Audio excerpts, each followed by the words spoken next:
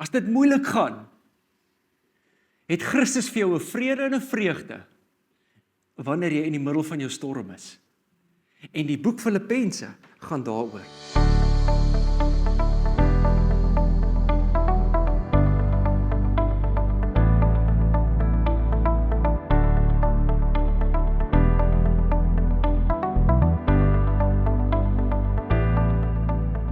Ek wil jou aanmoedig in hierdie tyd wat ons gesels oor die boek Filippense, dat jy die boek deurlees. Dit gaan jou seker 20 minute vat. Dis 4 hoofstukkies, maar is 'n baie opbouende boek. Al is dit 'n kort boek, treffende boek, positiewe boek en baie opbouend en inspirerend. Verlede week het ons die eerste deel gedoen van die boek Filippense. Ek het baie agtergrond gegee oor die boek. Gaan kyk gerus op YouTube, op ons kanaal. Die preek sal daarop wees. Ek dink dit is belangrik dat 'n ou voor 'n mens 'n boek neem en deur die boek werk, dat 'n ou agtergrond sal hê. Want baie keer as 'n ou nie agtergrond het nie, dan maak van die dinge nie sin wat jy lees nie. En die gevaar is dalk dat jy buite konteks kan raak en skrifte buite konteks gebruik in die boek, of in die spesifieke Bybelboek. So verlede week het ons gekyk en ons het gesien wanneer die kerk ontstaan het met Paulus se tweede sendingreis in 'n dorp met die naam van Filippi. En toe later het Paulus vir hierdie kerk wat ontstaan het in die dorp Filippi, het hy 'n brief geskryf. Toe hy onder huisarrest was in Rome, in daai 2 jaar, het God hom nog steeds gebruik. Hy het briewe geskryf aan kerke en hy het veral hierdie een brief geskryf aan die kerk in die dorp Filippi. En die rede waarom hy het geskryf het, was omdat hierdie kerk saam met 'n sekere persoon vir hom iets gestuur het. Hulle het vir hom 'n offerande gestuur, 'n finansiële bydrae. Hulle was so dankbaar teenoor Paulus dat hy vir hulle die evangelie gebring het. En toe hulle hoor, hierdie man is onder huisarrest in Rome, toe dog hulle, dalk gaan hy geld nodig hê. Jy weet, hy het verpligtinge, hy moet dinge betaal, die ou moet eet. So kom ons stuur vir hom 'n finansiële bydrae, en hulle stuur dit toe ook saam met iemand by die naam van Epafroditus. Ou Epafroditus was 'n baie nederige dienskneg in die gemeente, 'n wonderlike man wat kragtadig deur God gebruik was. So, hulle stuur toe Epafroditus met hierdie offerande na Rome toe, om dit vir Paulus te gaan gee, en sy reaksie op dit was hierdie brief wat hy toe skryf aan die gemeente in Filippi. So in wese is hierdie 'n baie warm persoonlike brief, wat Paulus, wat soos 'n geestelike vader was vir hierdie kerk, geskryf het aan sy geestelike kinders. En hy raak verskeie teologiese punte aan, onder andere dinge oor Christus, wie Christus is en hoe wonderlik Christus is en dat ons in hom is en dat daar sekere dinge is wat ons van Christus alleen kan ontvang, en dit gaan ook oor praktiese leiding vir die daaglikse lewe. En in die boek sien ons ook baie aspekte van dankbaarheid, van vreugde, van blydskap en van liefde. Filippense is 'n boek wat werklik waar, veral wanneer jy deur moeilike tye gaan, 'n boek is wat jy maar deeglik kan deurwerk. Dit gaan jou nuwe vreugde en vrede gee. Nou, as ons die briewe lees van Paulus, een van die briewe was die boek Efesiërs. En die fokus op Efesiërs is die glorieryke kerk van Christus. Maar die fokus van Filippense is die glorieryke Christus van die kerk. Die aksent of die fokus word op Christus geplaas. En Paulus, hy skryf daar 'n baie belangrike ding, en ek wil amper sê, dis sy lewensdoel. In Filippense 3 vers 10 sê hy, sodat ek hom, dis nou Christus, ek hom kan ken. Hierdie ken is nie net soos iemand wat jy ontmoet, okay, nou ken ek daai persoon nie. Nee, dit spreek van 'n intieme verhouding. 'n baie persoonlike verhouding met iemand, sodat ek Christus kan ken en die krag van sy opstanding en die gemeenskap aan sy lyde, terwyl ek aan sy dood gelykvormig word. Wat bedoel hy daarby? Paulus sê eenvoudig net, ek is dankbaar teenoor Christus, dat hy my vrygemaak het, dat hy my losgekoop het. Dit het 'n baie duur prys gekos vir Christus om my los te koop. En nou dat hy my losgekoop het en ek besef hoe groot hierdie prys was wat hy betaal het, is ek oorgegee aan hom. Totaal oorgegee, uitverkoop aan hom. My lewe behoort aan Christus. Nou, die boek Filippense gaan nie net oor Christus nie. Dis nie die enigste tema nie. Daar's ander temas ook. Maar wanneer ons kyk na die struktuur, is daar baie omstredenheid rondom die struktuur van hierdie boek. As 'n ou weet wat die struktuur is van 'n sekere Bybelboek, help dit ons ook wanneer ons in diepte die boek ondersoek. Dit gee ons meer duidelikheid waaroor dit gaan, wat God deur die outeur wou bereik het toe die boek geskryf was. So, wanneer dit kom by die struktuur, is daar 'n bietjie omstredenheid. Ek gaan nou bietjie meer sê daaroor. Maar die hart van die boek gaan daaroor dat Jesus die middelpunt is van ons lewens. En dat ons Jesus die middelpunt van ons lewens maak.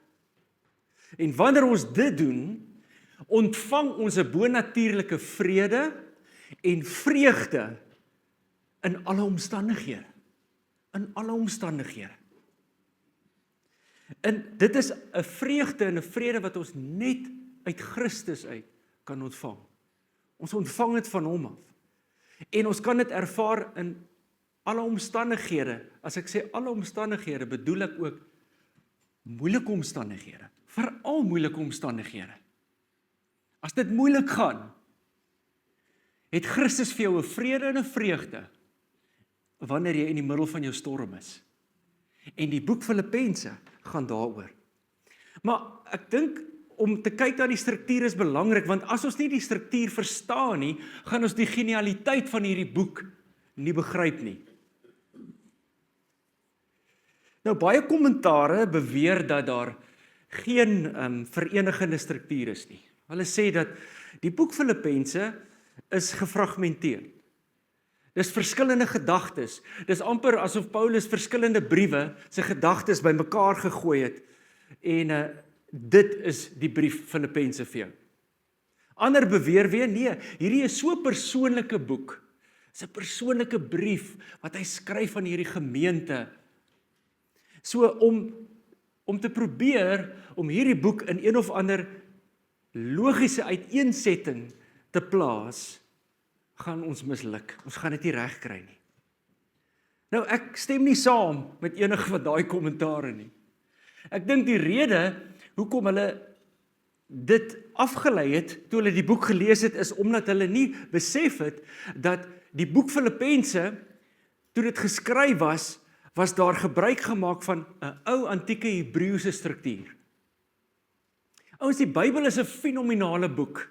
As jy kyk na hierdie tipe van dinge en jy delf dieper in die Bybel in en jy besef en jy sien dat selfs die struktuur van hierdie boek is bonatuurlik, dan besef jy net die Heilige Gees alleen kon mense geïnspireer het om so 'n boek te skryf, die Bybel. Want meeste van die Bybelboeke is geskryf om in te pas in so 'n tipe struktuur. Die afgelope paar jaar het verskeie geleerdes dit ontdek. En hulle het gesê, maar dis voor die hand liggend dat hierdie boek gekonstrueerde chiasme is. Wat is 'n chiasme? Dis eintlik net 'n Griekse woord, 'n groot woord. Eenvoudig wat dit beteken is die eerste helfte van die boek is 'n spieelbeeld van die tweede helfte. Dis al wat dit is. En dit is die struktuur van hierdie boek. So dis nie noodwendig 'n boek waar idees mooi van punt A na punt B tot aan die einde, of van punt A punt B tot aan die einde saamgevoeg is nie, maar die struktuur lyk bietjie anders en ek wil dit op die bord vir julle plaas. Dit is hoe dit lyk. Jy het verskillende afdelings in die boek met verskillende idees. So reg in die begin kry jy afdeling A, dan gaan dit na B, C, D, E, en in die middel kry jy die kern van die boek, die klimaks, en dan die tweede helfte EDCBA. So kan julle sien hoe afdeling A, daar's afdeling A met dieselfde idee wat in die begin van die boek voorkom en ook aan die einde van die boek. En so gaan dit aan, en so werk ons middel toe tot ons by die kern van die boek uitkom. En as jy dit so benader, dan pas dit nou pragtig saam in 'n samehangende geheel. En dit is hoe ons die boek Filippense gaan deurwerk. Ons gaan elke afdeling vat, die skrif vat, en dan gaan ons deur hom werk. So, vandag begin ons by afdelings A. Afdelings A lees ons daar in Filippense 1 vers 1 tot 2, en dan ook Filippense 4 vers 21 tot 23. Afdelings A kom daarvoor. Dis dieselfde idee, dieselfde tema, sien ons in daai twee afdelings, in die begin en in die einde. So die openingsgroete en die slotgroete het dieselfde tema. Kom ons gaan lees dit. Filippense 1 vers 1. Paulus en Timoteus, diensknegte van Jesus Christus, aan al die heiliges in Christus Jesus wat in Filippi is, saam met die opsieners en diakens. Wat my mooi is, hoe Paulus na hom en Timoteus verwys as diensknegte. Hy sê nie, Paulus en Timoteus, gesalfdes, of pastore, of dominees, of apostels, of profete, of edel dierbares nie. Hy sê, diensknegte van Jesus Christus. Wys my op sy nederigheid, en hy besef wat sy posisie is in Christus, en dit sê eintlik baie daar. Vers 2, hy sê genade vir julle en vrede van God, ons Vader en die Here Jesus Christus. Goed, kom ons beweeg verder, gaan na die einde van die boek Filippense, Filippense 4 vers 21, 22 en 23. Hy sê, groet elke heilige in Christus Jesus. Die broeders wat saam met my is, groet julle. Al die heiliges, en veral die wat aan die keizerlike huis behoort, groet julle. Die genade van ons Here Jesus Christus, sy met julle almal. So, die hooftema van afdelings A, is heiliges en leiers in God se genade. Heiliges en leiers in God se genade. So, in albei hierdie afdelings gee hy groete, en hy herinner die ontvangers van hierdie brief, dat hulle heiliges is van God. Wat beteken dit om heilige te wees van God? Eenvoudig net, jy's afgesonder vir God se dienswerk. Jy's afgesonder vir hom. Ouens, ons almal wat hier is heiliges. Heiliges van God. Ons is afgesonder alleen deur Christus wat vir ons gesterf het aan die kruis, en so het hy sy genade aan ons bewys, en op grond van dit is ons nou ook heiliges. En toe ek daaraan dink, toe besef ek, maar vir my om 'n heilige te wees, beteken dit, iets moes plaasgevind het, en dit is, Jesus Christus het 'n dierprys vir my betaal aan die kruis, en hy het opgestaan, en omdat hy daai prys vir my betaal het, beteken dit, hy het my gekoop, ek is duur gekoop deur die bloed van die lam, en as gevolg van dit, toe ek sê, Here, ek gee my lewe vir u, toe word ek deel van die heiliges. Dit beteken dat hulle nie, dis nou Paulus en Timoteus, nie selfsugtige lewens moet lei nie. En ook die ander heiliges, en heiliges soos ons moet nie selfsugtige lewens lei nie, asof ons aan onsself behoort nie. Ons, as jy jou lewe vir Christus gegee het, behoort jy nie meer aan jouself nie, jy behoort aan hom. Jy het jou lewe vir hom gegee. Paulus en Timoteus het hierdie konsep so goed verstaan, en daarom, in die eerste paar verse, verwys hulle na hulle self as dienaars van Christus. Nou, as jy na die oorspronklike vertaling gaan kyk, beteken dit letterlik slawe van Jesus Christus. Slawe van Jesus Christus. So waaraan dink julle as julle die woord slaaf hoor? Jy sien nou, 'n slaaf was 'n besitting wat jy gekoop het. Gedurende daardie tyd was daar slawerny gewees. 'n Groot persentasie van die wêreldse bevolking was slawe gewees. En hierdie mense was gekoop deur baie ryker mense of meesters, en dan as jy gekoop is as 'n slaaf, dan het jy aan daai ou behoort. En hulle was gekoop soos jy 'n skaap sal koop, 'n bees of 'n motorkar vandag. En mense het in daardie tyd slawe gehad wat vir hulle gewerk het, wat alles vir hulle moes doen. En as jy 'n slaaf is, het jy aan 'n ander persoon behoort. Jy kon nie vrylik rondbeweeg nie. Jy het geen vryheid gehad. Jy kon nie net sê wat jy wou nie, doen wat jy wil nie. Jou lewe het behoort aan jou meester, die ou wie jou gekoop het. Het geen regte gehad nie. Luister gou na hierdie verhaal. Een keer het president Abraham Lincoln, Amerikaanse president, besluit dat hy deur die land wil reis. En hy kom toe by 'n dorpie met die naam van Charleston. Charleston is 'n dorp in die staat South Carolina. Terwyl hy deur die strate loop, het hy op 'n slaweveiling afgekom, waar mense op slawe gebeet, soos vandag se boere op beeste en skape om hulle te koop, het daardie mense gebie. Dit was 'n veiling op mense. Kan jy jouself indink? En die hele veiling waar mense soos diere uitgestal en verkoop was, het hom baie ontstel. En hy doen toe 'n ongewone ding, terwyl die mense besig was om 'n jong slavinnetjie op te veil, het hy nader beweeg en hy het ook begin bie op haar. En die prys het al hoër gegaan, opgegaan buitengewoon hoog, maar hy het net aangehou bie, en op die ou einde is die bod toegeslaan op hom. En nadat hy die geld betaal het, het hulle die meisie na hom toe gebring, die jong slavinnetjie, en baie senuweeagtig het sy in sy oë gekyk en gesê, meneer, wat wil jy met my doen? En hy het vir haar gekyk en gesê, ek gaan jou vrylaat. Ek het jou gekoop, want ek wil jou vrylaat. En sy was baie verbaas, en sy sê toe, maar vry om wat te doen? Hy sê, wel, net wat jy wil. Jy is vry om te maak wat jy wil, jy kan enigiets doen. Sy beteken dit dat ek kan net gaan waar ek wil, ek kan sê wat ek wil. Hy sê, ja, jy kan, jy is vry. Ek het jou losgekoop. En die slawe meisie het so oomblik nagedink, en toe het sy Abraham Lincoln se hand vasgegryp. In sy oë gekyk en geglimlag en gesê, wel, in daardie geval, meneer, gaan ek by u bly.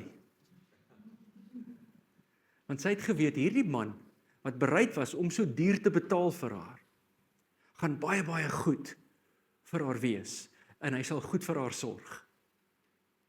Hierdie ou het 'n duur prys betaal, daai president het 'n duur prys betaal, om haar los te koop, sodat sy kan vry wees. Ons was almal soos hierdie slavinnetjie gewees, nê. Slawe gewees van 'n sondige natuur, van sonde.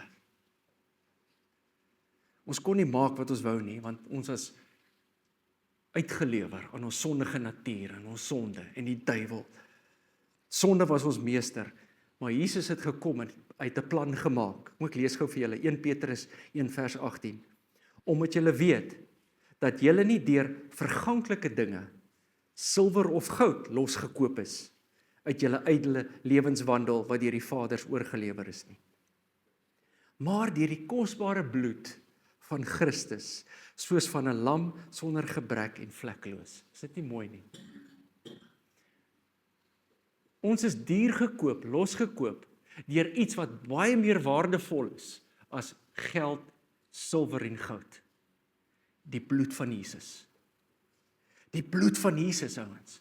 Dink jy ons besef altyd hoe duur daardie prys was nie, hoe kosbaar die bloed van Jesus is nie.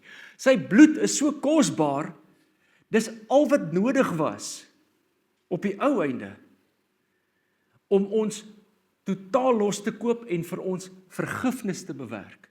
Onthou in die Ou Testament het die volk eenmal 'n jaar 'n dier geslag, het hulle dier geslag en die priester moes dan die bloed van daardie dier neem en in die allerheiligste ingaan. Hy was die enigste ou wat daar kon ingaan nadat hy deur 'n reinigingsproses gegaan het.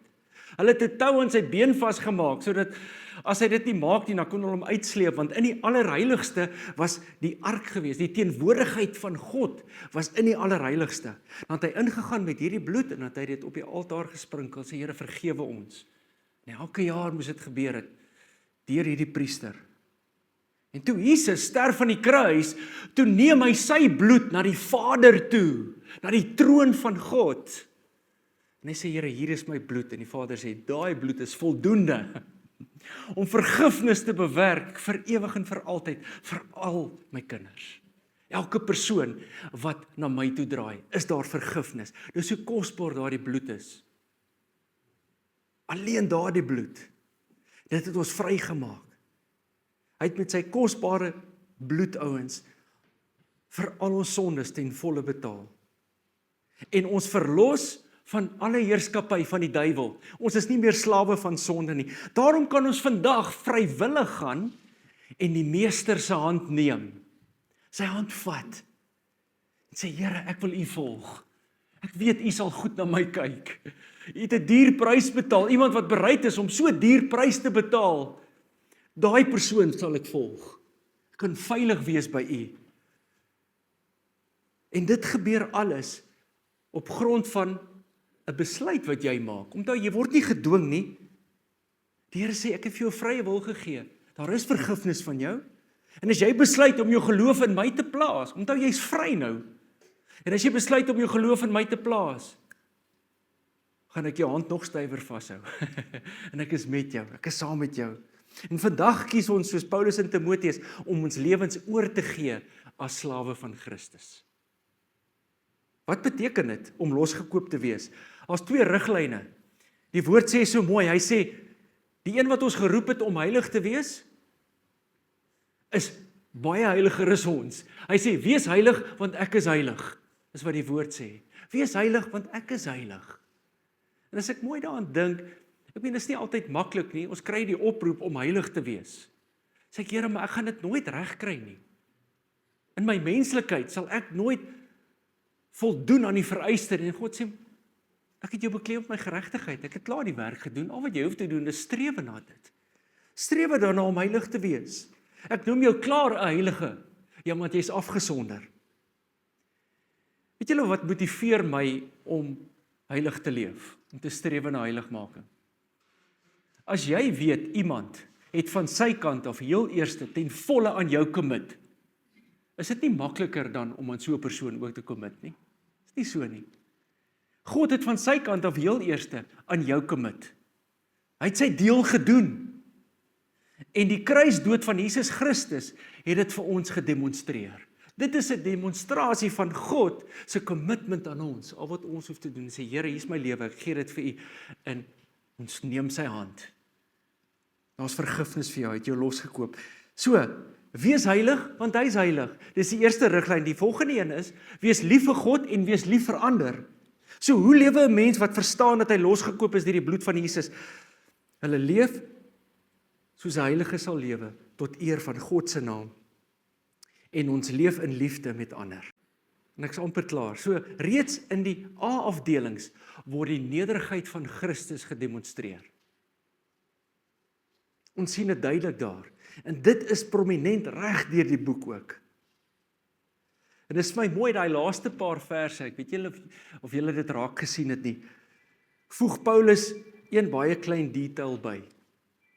En hy sê, behalwe vir die genade en vrede wat ek julle toewens, stuur ek ook groete aan julle namens die keiser se huishouding. Die keiser se huishouding. Dit is interessant dat hy dit noem. En dit wil vir my voorkom asof keiser se huishouding begin verkrummel het onder die evangelie. En dit het alles begin by Paulus, wat in Rome onder huisarrest is, en wat vasgeketting is aan 'n Romeinse soldaat. So elke Romeinse soldaat wat aan hom vasgeketting was, het die evangelie gehoor. En dat hulle tot bekering gekom. En so het keiser se huishouding, die wagte en sekere maar van die slawe ook, een vir een tot inkeer gekom. So die evangelie by hulle ook uitgekom. En toe ek dit lees, toe dink ek daaraan, jy weet, ons is baie keer, gebruik ons allerlei verskonings, hoekom ons nie iets vir die Here kan doen nie. Ja, nee, dis nie nou die regte tyd in my lewe nie, ek is te besig, of ek moet eers hierdie dinge uitsorteer in my lewe, dan gaan ek vir die Here iets begin doen. Ai nee, weet nie, ek is daarom te skaam, of ons het altyd allerlei verskonings, maar hier is 'n voorbeeld van Paulus, ek meen, hy's in die tronk, hy's onder huisarrest, in moeilike omstandighede, en hy dink toe by homself, goed, wat kan ek doen om 'n verskil te maak in die koninkryk? Hier staan 'n soldaat reg langs my, aan my vasgeketting, hy kan nêrens heen gaan nie. Ouens, kom ons vra die Here om ons oë oop te maak vir geleenthede, om 'n verskil te maak in die koninkryk. Daar gaan altyd iets wees wat jy kan gebruik as 'n verskoning. Ons gaan altyd een of ander probleem in ons lewens hê. Partykeer is dit groot, partykeer is dit klein goedjies, wat ons as verskoning kan gebruik. Maar ek wil julle uitdaag, om werklik waar 2026 'n ingesteldheid te ontwikkel, om 'n verskil te maak in God se koninkryk, en die evangelie uit te dra, oor ons waar jy gaan.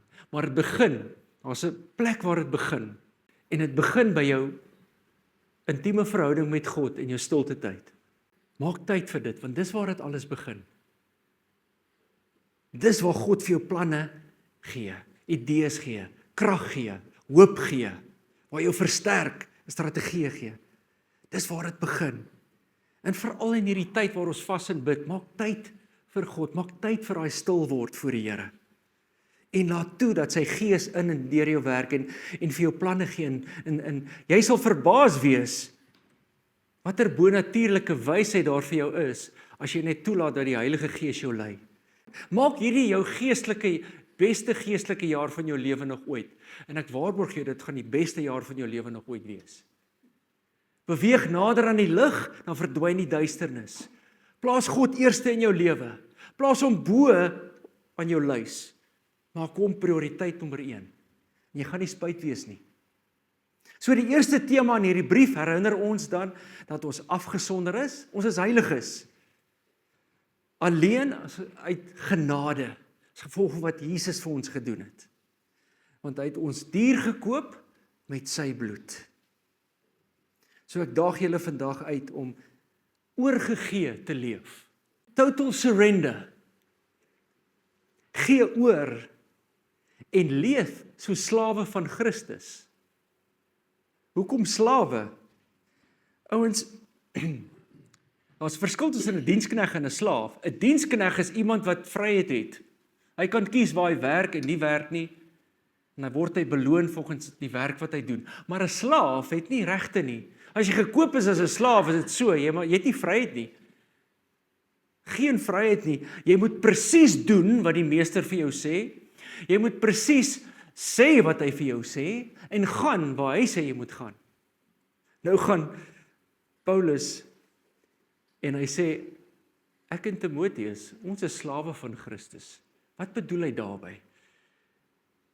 Hy sê, ek het gekies om 'n slaaf te wees vir Christus. Beteken, nie my wil nie, maar God se wil.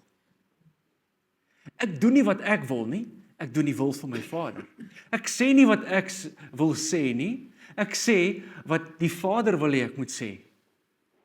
Ek gaan nie net waar ek gaan nie, ek gaan waar God wil hê ek moet gaan. Ek is oorgegee, totaal. Ek is 'n slaaf van U, Here. Hier's my hand.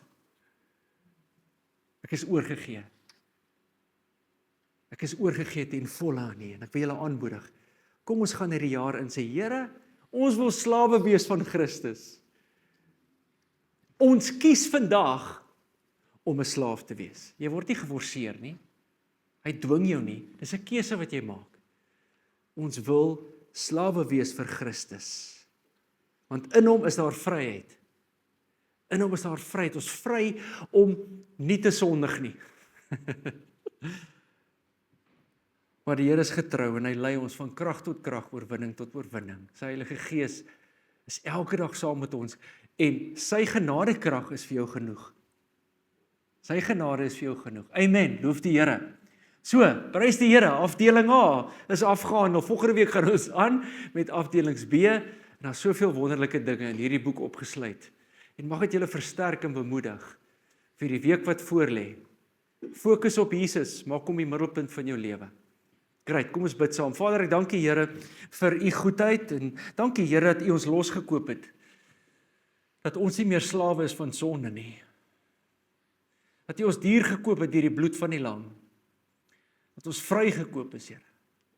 En vandag maak ons die keuse en ons sê, Here, hier is ons, gebruik ons. Ons is slawe van U. Net wat U wil hê ons moet doen, sal ons doen, Here. Ons kies om dit te wees vir U. Gebruik ons, Here. Ek dank U dat U in elkeen van ons 'n ingesteldheid ontwikkel om disippels te wees van Christus. En wat disippels maak daar buite. Dat ons 'n lig sal wees van Christus wat skyn tot U eer. Ek dank U daarvoor, Here. Ons loof U in Jesus naam. Amen, amen.